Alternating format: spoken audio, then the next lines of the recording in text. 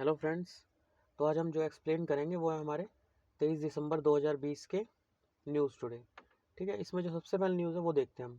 सरकार ने जो है 10 वर्षों में जो कृषि में यांत्रिकीकरण है, जो फार्म मैकेनाइजेशन है, उसको दोगुना करने की योजना पर कार्य कर रही है। अभी फार्म मैकेनाइजेशन क्या होता है? मतलब जो भी हमारे पारंपरिक जो मेथड है ना कृषि करने के, उनकी जगह हम जो है उन्नत जो कृषि उपकरण है ना उनका यूज़ करना। ठीक है, ये हमारी फार्म मैकेनाइजेशन है, कृषि में यांत्रिकीकरण। तो इससे क्या होगा, जो हमारे जो देखिए सबसे पहले न्यूज़ के अकॉर्डिंग देखते हैं। हाल ही में जो है सरकार ने किसानों को उनके खेतों के लिए बड़े उन्नत कृषि उपकरण उपलब्ध कराने पर बल दिया। ठीक है, कृषि उपकरण उन्हें उपलब्ध उपलब्ध कराए गए। सरकार ने उद्योगों से उपयोगितापूर्ण लघु आकार के जो हमारे उद्योग है ना, इंडस्ट्रीज है, उनसे कहा कि लघु आकार की मशीनें निर्मित करने का आग्रह किया। लघु आकार की क्यों किया? क्योंकि जो हमारे लघु किसान है या फिर सीमांत किसान है, जो कि ऑलमोस्ट 86% है। ठीक है, तो ऐसे किसान जो है लघु आकार की मशीनें होंगी, वो सस्ती होंगी, तो उन्हें खरीद सकेंगे। बड़ी बड़ी मशीन तो वो लगा नहीं सकते, तो या तो खरीद लेंगे या फिर किराए पे ले लेंगे। इससे लगभग 86% किसान और कृषि गतिहीन में मशीनों को आसानी से अपना सकेंगे। भारत में कृषि यांत्रिकीकरण लगभग 40 से 45% है अभी के टाइम पे। ठीक है, इसमें यूपी, हरियाणा और पंजाब ऐसे राज्य जो है सम्मिलित है जहाँ यांत्रिकीकरण बहुत अधिक है। लेकिन जो उत्तर पूर्वी राज्य है ना, उसमें यांत्रिकीकरण ना के बराबर है, मतलब नगण्य है। ठीक है, आर्थिक सर्वेक्षण के अनुसार कृषि में यांत्रिकीकरण और फसल उत्पादकता का प्रत्यक्ष संबंध होता है। क्योंकि कृषि में यांत्रिकीकरणों को क्या होगा, तो हमारे पास जैसे मान लीजिए आप 20 दिन में फसल की कटाई कर रहे हैं, तो उपकरण का यूज़ करेंगे तो उसे 10 या 15 दिन के अंदर ही काट देंगे। आपके पास टाइम बचेगा, आप कुछ और भी उगा सकते हैं। उसके अलावा फसल की उत्पादकता भी हमारी बढ़ती जाएगी, टाइम भी बचेगा, उत्पादकता भी उससे इंक्रीज होगी, है ना। क्योंकि कृषि के यांत्रिकीकरण से समय एवं कठिन परिश्रम दोनों की बचत होती है। इससे दीर्घकाल में उत्पादन लागत में कमी आती है। ठीक है, दीर्घकाल में जो आपकी उत्पादन लागत होगी ना, जो फसल को उगाने के लिए जो लागत होगी, उसमें कमी आएगी। फसल कटाई उपरांत की क्षति भी कम होती है। मतलब जब आपने फसल की जो कटाई करी, तो वो उसकी क्षति जो होती है ना, वो भी कम हो जाएगी मशीनों का अगर आप यूज़ करेंगे। और उत्पादन की मात्रा एवं कृषिगत आय में वृद्धि होगी। ठीक है, तो मतलब इन द सेंस, जैसे कि आप पहले जब अपने घरों में काम करते थे, तो उसमें ज़्यादा टाइम लगता था, ज़्यादा मेहनत लगती थी। अब घरों में मशीनें आ गई है, कपड़े धोने की भी, किसी की भी, तो हमारे लिए क्या हो गया, ईजी हो गया। वैसे ही हम जो है किसानों के लिए अब करना चाह रहे हैं। तो कृषि में यांत्रिकीकरण के खेती की लागत का 20% तक कम हो सकती है। ठीक है, जो खेती की लागत होती है उससे 20% तक उसमें कमी आ जाएगी। इससे किसानों की आय में वृद्धि संभव है। कृषि में यांत्रिकीकरण को बढ़ावा देने के लिए उठाए गए कदम। अब इसमें जो कदम है उठाए गए वो कौन से हैं? जो कृषि यांत्रिकीकरण पर जो उप मिशन है, ठीक है, जो सब मिशन है। एक मिशन होता है, एक मिशन के अंदर जो होता है सब मिशन। तो इस मिशन के अंतर्गत लघु और जो सीमांत किसान है ना, इनकी कृषि यांत्रिकीकरण तक पहुंच बढ़ाने के लिए कस्टम हायरिंग सेंटर CHC, इसकी स्थापना, जागरूकता का प्रसार करना आदि शामिल है। ठीक है, जो CHC होते हैं वो किराए पर किसानों को महंगे और बड़े उन्नत कृषि उपकरण उपलब्ध कराते हैं। जैसे कि मान लीजिए कोई किसान खेती कर रहा है, ठीक है, तो अगर उसके आसपास ही अगर हम इसे इजीली प्रोवाइड करा दे, CHC सेंटर है जो, इसको अगर इजीली प्रोवाइड करा दिया जाएगा, तो वो आराम से यहाँ से जो है मशीन लेके किराए पे और खेती कर सकता है ना। तो इसकी उपलब्धता हमें ज़्यादा से ज़्यादा करवानी होगी। ठीक है, इसके अलावा देखिए जो फिगर में दिया गया है, सबसे पहले तो ये कौन सी मिनिस्ट्री में आता है, तो ministry of agriculture and farmers welfare. ठीक है, इसके अंतर्गत ये आएगा, making farming more inclusive with agriculture mechanization. ठीक है, तो इसके अंतर्गत जो है farm machines at the doorstep of farmer with custom hiring centre, जो CHC है, मोबाइल ऐप। अब मोबाइल ऐप का भी इसमें यूज़ कर सकते हैं। ठीक है, क्योंकि अब जो किसान है उनके पास भी मैक्सिमम के पास मोबाइल है ही, है ना, तो इसका भी हम यूज़ कर सकते हैं मोबाइल ऐप का। स्किलिंग ऑफ माइग्रेंट लेबर, जो प्रवासी मजदूर है उनको स्किल करना, और इन फार्म मैकेनाइजेशन थ्रू SAM, ये क्या था हमारा, सब मिशन ऑन एग्रीकल्चर मैकेनिज्म। ठीक है, यूज़ आत्मनिर्भर भारत अभियान, special drive for skilling migrants labour, इसका भी हम यूज़ कर सकते हैं, आत्मनिर्भर भारत अभियान। इसके अंतर्गत जो है जो माइग्रेंट जो प्रवासी मजदूर हैं उनको भी स्किल कर सकते हैं। Of 116 identified district in 6 state. ठीक है, इतनी 116 डिस्ट्रिक्ट जो हमारे जिला होते हैं 6 डिस्ट्रिक्ट के अंदर, इनको स्किल कर सकते हैं।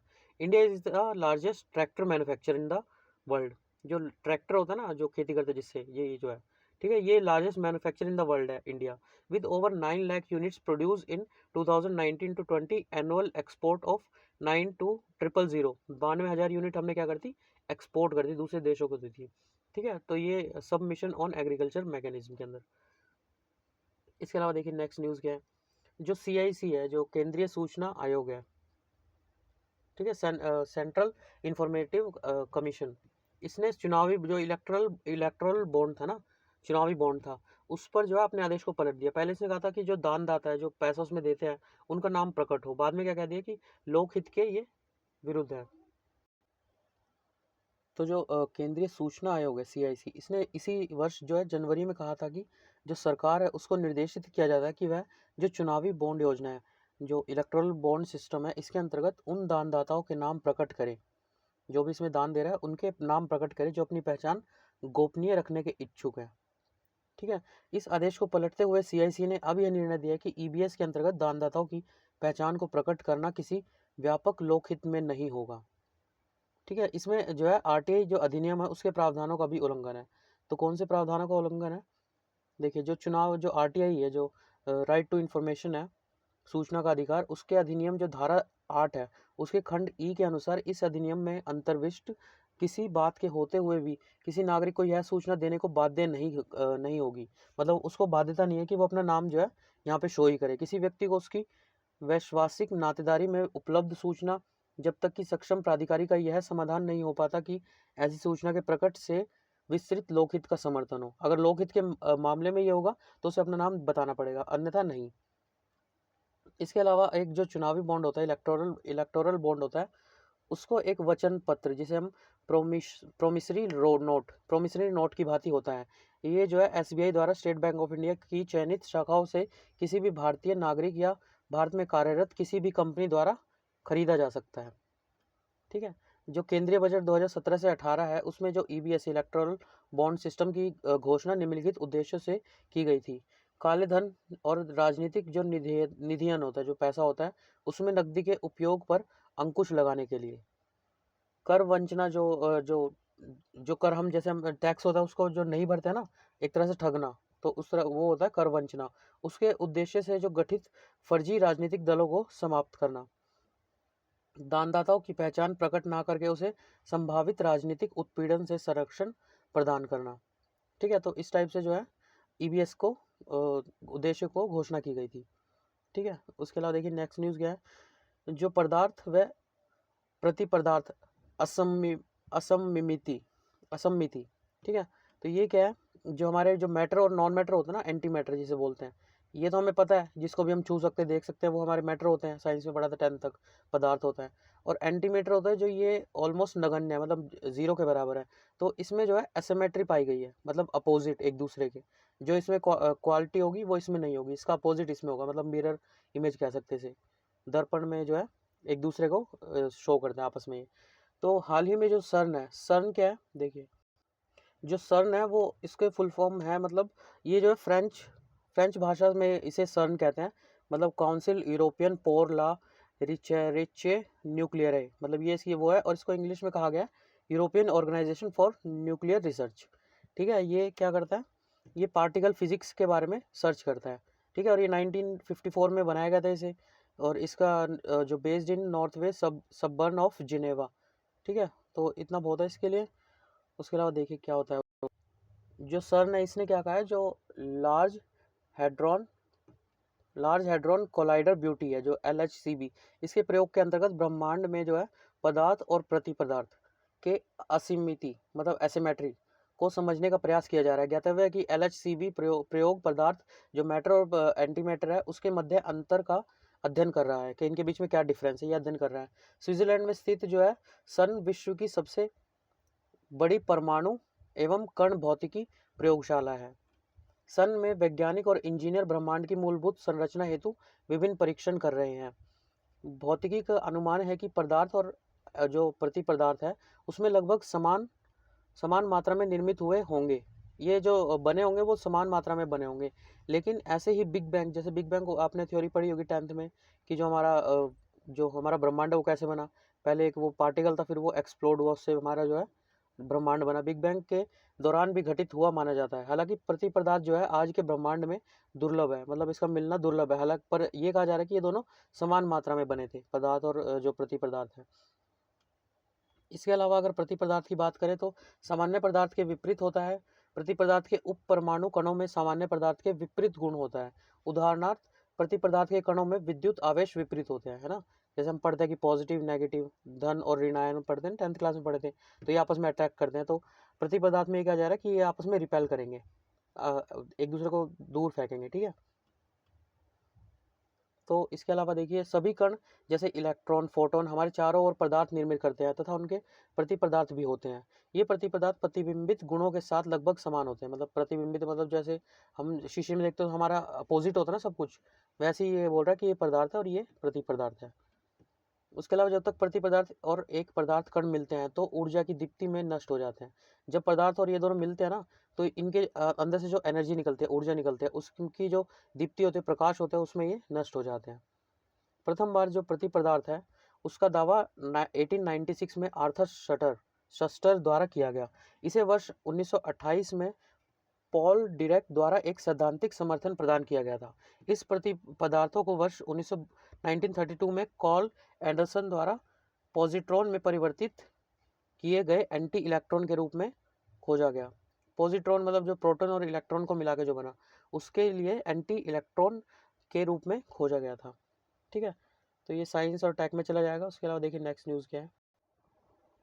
देखिए नेक्स्ट न्यूज़ क्या है, जो FSSAI है, जो भारतीय खाद्य संरक्षण और मानक प्राधिकरण है, इसने सूक्ष्म पोषक तत्वों से युक्त प्रसंस्कृत खाद्य पदार्थों के फोर्टिफिकेशन के मानदंडों को अधिसूचित किया है, ठीक है। फोर्टिफिकेशन क्या होता है अभी देखेंगे हम। तो इसके जो है FSSAI ने प्रसंस्कृत खाद्य पदार्थों जैसे अल्पाहार के, देखिए सबसे पहले फोर्टिफिकेशन देख लेते क्या होता है। जो सूक्ष्म पदार्थ एक सेकंड, ये रहा फूड फोर्टिफिकेशन।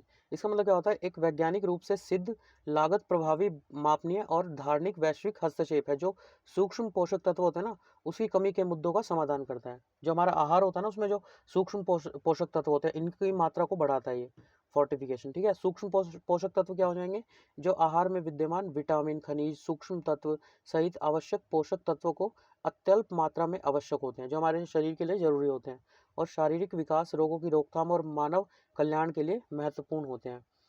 जैसे कि आपने उसमें सुना होगा जब कोरोना आया था उसके कुछ टाइम बाद हिडन हंगर सुना होगा आपने, कहीं एडिटोरियल में पढ़ा होगा। तो इसमें क्या होता है, सूक्ष्म पोषक तत्वों की कमी हो जाती है, ठीक है। प्रचंड भूखमरी भी जिसे कहते हैं। भारत में 70% लोग जो है विटामिन और खनिज जैसे सूक्ष्म पोषक तत्वों का पर्याप्त सेवन नहीं कर रहे हैं, ठीक है। ये रिपोर्ट सामने आई है। तो इसके अकॉर्डिंग जो है जो FSSAI है इसने प्रसंस्कृत खाद्य प्रोडक्ट, प्रसंस्कृत मतलब जो रो हमारा फूड होता है ना, रो जैसे गेहूं अनाज इन सब से जो बनाया जाता है प्रोसेस्ड फूड होता है, जैसे कि अल्पाहार के अनाज जैसे ओट्स बिस्कुट ब्रेड फलों के रस आदि का फोर्टिफिकेशन करने के लिए सूक्ष्म पोषक तत्वों के अनुमेय स्तर के मानदंड जो इसके स्टैंडर्ड्स हैं उसको दोबारा से अधिसूचित किया जा रहा है।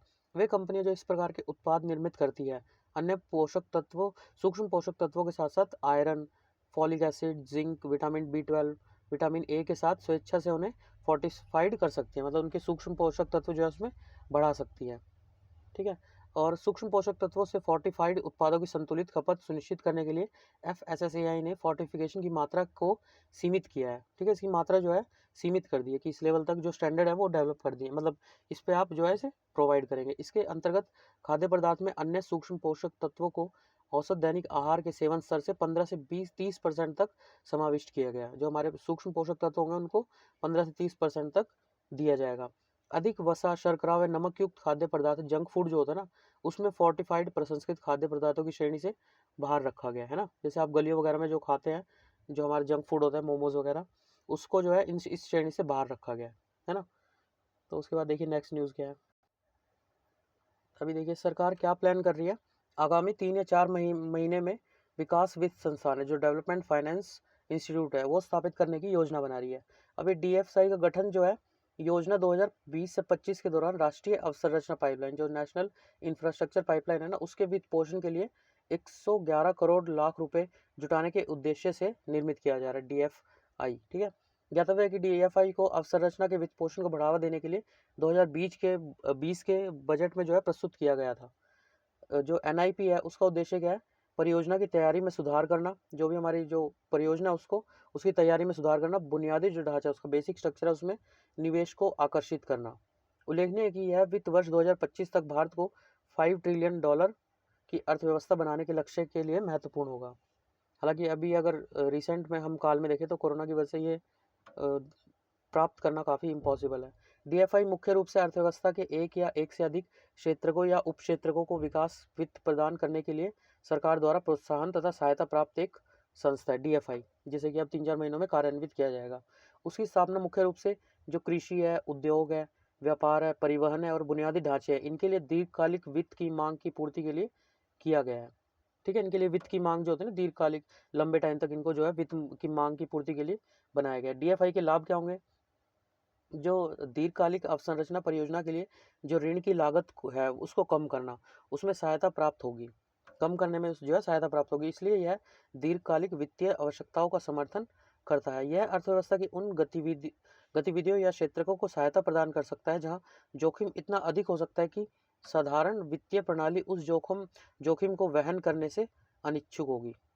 ठीक है, तो ऐसी जगह पे वित्त को प्रोत्साहन देगा। डीएफआई की क्षेत्रक विशिष्ट वित्त प्रस्तावित कर सकते हैं जो निवेशकों को आकर्षित करेगी। ठीक है, यह परियोजना क्रेडिट रेटिंग, जो क्रेडिट रेटिंग होती है किसी भी कंपनी की, उसको बढ़ाएगा। उन परियोजनाओं को भी वित्त प्रदान करेगा जहां जोखिम के कारण अन्य इकाइयां प्रवेश के लिए तैयार नहीं है। ठीक है, इसके अलावा देखिए ये जो डीएफआई का वर्गीकरण है, ये इसमें देखिए डीएफआई का जो है वर्गीकरण किया गया है। तो डीएफआई को सामान्यतः अखिल भारतीय या राज्य क्षेत्रीय स्तर के संस्थानों के रूप में वर्गीकृत किया जा रहा है। यह वर्गीकरण उनके संचालन के भौगोलिक कवरेज पर डिपेंड करता है, मतलब वो कहाँ पे अवस्थित है। ठीक है, भौगोलिक कवरेज, ज्योग्राफिकली वो कहाँ पे है। कार्यात्मक रूप से अखिल भारतीय संस्थानों को निम्नलिखित बिंदुओं के अनुसार वर्गीकृत किया गया है। ठीक है, इन 4 बिंदुओं में जो है इन्हें वर्गीकृत किया गया है। सबसे पहले आवधिक ऋण संस्थान, जैसे कि आईडीएफसी लिमिटेड या फिर आईबीआई लिमिटेड, ये जो है विभिन्न औद्योगिक क्षेत्रों के लिए दीर्घकालिक वित्त उपलब्ध करवाते हैं। ये उसके अलावा पुनर्वित्त संस्थान, जैसे कि नाबार्ड होता है हमारा, सिडबी होता है, और जो एनएचबी है, राष्ट्रीय आवास बैंक, ये क्या करते हैं, जो कृषि होते हैं या लघु स्तरीय उद्योग होते हैं या आवास क्षेत्रों को, इनको वित्त प्रदान करने के लिए बैंकिंग एवं गैर बैंकिंग मध्यस्थों को पुनर्वित्त प्रदान कर रहे हैं। उसके अलावा क्षेत्रक विशिष्ट संस्थान, जैसे कि Exim bank, housing and urban development corporation जो HUDCO है लिमिटेड, भारतीय अक्षय ऊर्जा विकास संस्थान लिमिटेड, ये जो है क्षेत्रक विशिष्ट संस्थान होते हैं जो कि एरिया वाइज डिवाइड होते हैं। निवेश संस्थान कौन से होते हैं? जैसे LIC में हम निवेश करते हैं, भारतीय जीवन बीमा। उसके बाद UTI, union trust of India. उसके बाद GIC, जनरल इंश्योरेंस कॉरपोरेशन। इन सब में हम क्या करते हैं, पैसा निवेश करते हैं, निवेश संस्थान है। ठीक है, तो इसके अलावा जो छोटी मोटी न्यूज़ है वो देखते हैं। देखिए पहली न्यूज़ क्या है, जो हरित राष्ट्रीय राजमार्ग गलियारा परियोजना, इसके नाम से पता चल रहा है हरित है। तो ये सबसे पहले तो क्या करेगा, जो ग्रीन हाउस गैसेस है उसके उत्सर्जन को कम करने में सहायता प्रदान करेगा। ठीक है, यह जो इंडिया और वर्ल्ड बैंक है इसके मध्य हस्तांतरित $500 मिलियन की एक परियोजना है। इसके अंतर्गत जो है राजस्थान, हिमाचल प्रदेश, उत्तर प्रदेश, आंध्र प्रदेश राज्यों में सुरक्षित एवं हरित राष्ट्रीय राजमार्ग गलियारों का निर्माण किया जाएगा। इस परियोजना के तहत विभिन्न जो भौगोलिक क्षेत्र है, इन सब राज्यों में जो है 783 किलोमीटर के राजमार्ग को विकसित किया जाएगा। इन राजमार्गों का विकास पर्यावरण के अनुकूल और सुरक्षित प्रौद्योगिकी डिजाइनों, जैसे स्थानीय एवं उपमानक सामग्री, औद्योगिक उपोत्पाद जो बाय प्रोडक्ट्स होते हैं ना इंडस्ट्री के, और जो है बायो इंजीनियरिंग सॉल्यूशन, इसके माध्यम से किया जाएगा। ठीक है, ताकि हमारे ग्रीन हाउस गैसेस का उत्सर्जन क्या हो, कम से कम हो। ठीक है, तो इसमें मतलब टेक्नोलॉजी का यूज़ किया जाएगा। उसके बाद लैंसेट रिपोर्ट के अनुसार वर्ष 2019 में वायु प्रदूषण से 1.7 मिलियन भारतीय की मृत्यु हुई। लैंसेट क्या है, एक पत्रिका है जो ब्रिटेन में निकाली जाती है, लंदन में, और वीकली जो है रिपोर्ट देती है ये। ठीक है, वायु प्रदूषण के स्वास्थ्य और आर्थिक प्रभाव पर जारी एक रिपोर्ट के अनुसार वर्ष 2019 में जो है कुल मृत्यु अगर देखें हम, तो 17.8% जो है वायु प्रदूषण से ही हुई है।